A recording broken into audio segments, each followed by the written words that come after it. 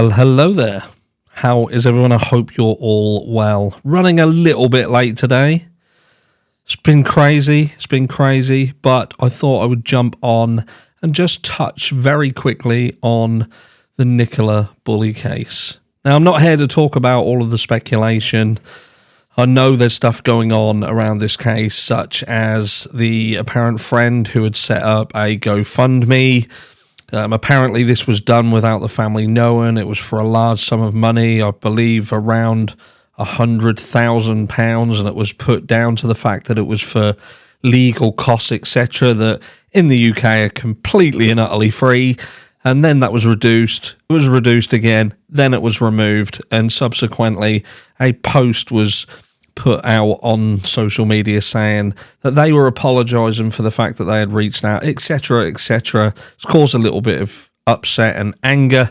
And there's also some speculation around the family's company, which has been wound up, basically. It's been closed.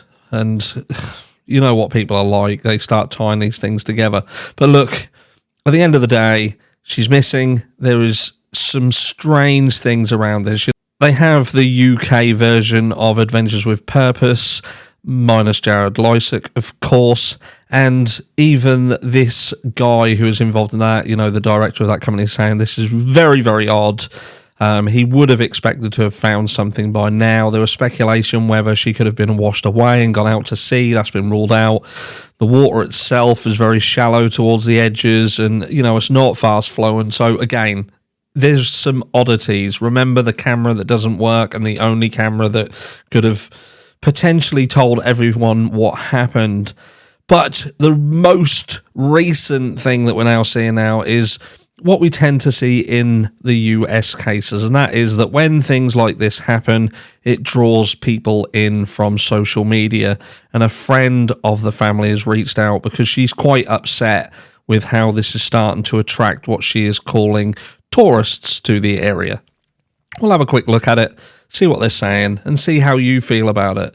At the end of the day, I think it's kind of just human nature for people to be interested, and perhaps people are going there to see whether they can find anything. But so it says, Nicola Bulley, friend unhappy with search area tourists. Got a picture of Nicola there. A friend of missing Nicola Bulley has said an influx of visitors to the search area has made it feel like a tourist spot. The 45-year-old mother of two went missing 12 days ago on a riverside walk in St Michael's-on-Wye in Lancashire. Heather Gibbons said the family understands human nature, but some have been turning up to do personal social media things. Police warned they would not tolerate harmful speculation and online abuse. Miss Gibbons said the truth is, if we look at it factually, no one knows until we have some evidence. I think it's incredibly hard, but up to a certain level, we understand it's human nature. It's natural for everyone to have speculation because the truth is nothing is making sense. And I feel that is incredibly important. At the moment, nothing does make sense in this case. So people will naturally think, what's going on? I would imagine people in that area will also wonder, especially females, this is a dog walking hotspot. Are they safe? Are they indeed, is there people being out and about that are taking people from that? That cannot be ruled out at this stage.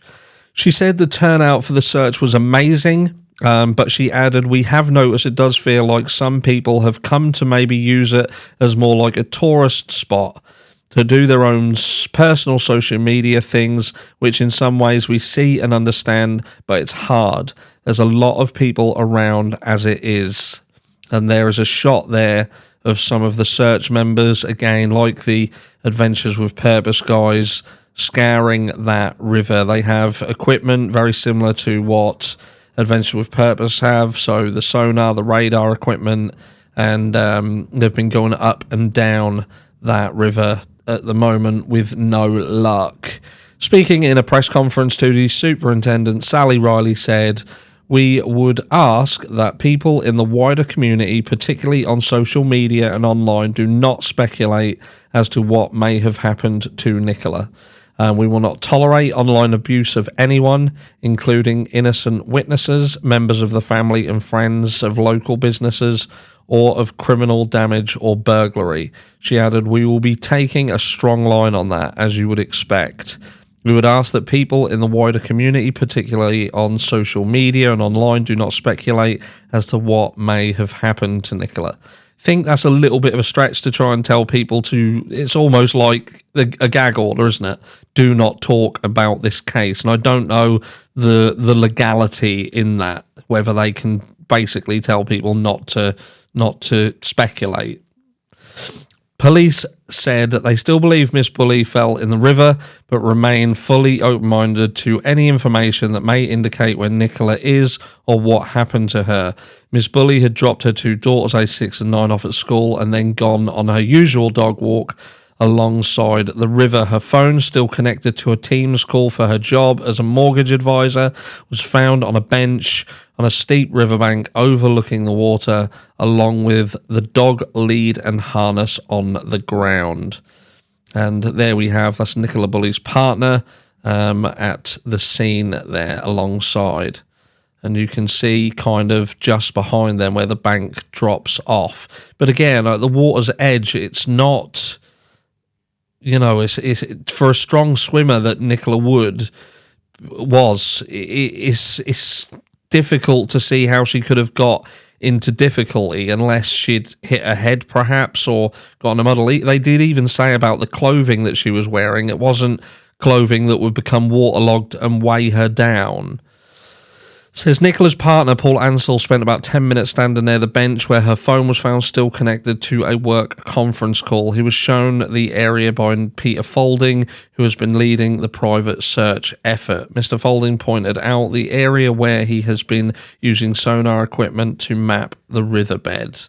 So far, none of the search have revealed any trace of Miss Bulley, and Mr. Ansell was being brought up to date on the latest efforts to find her.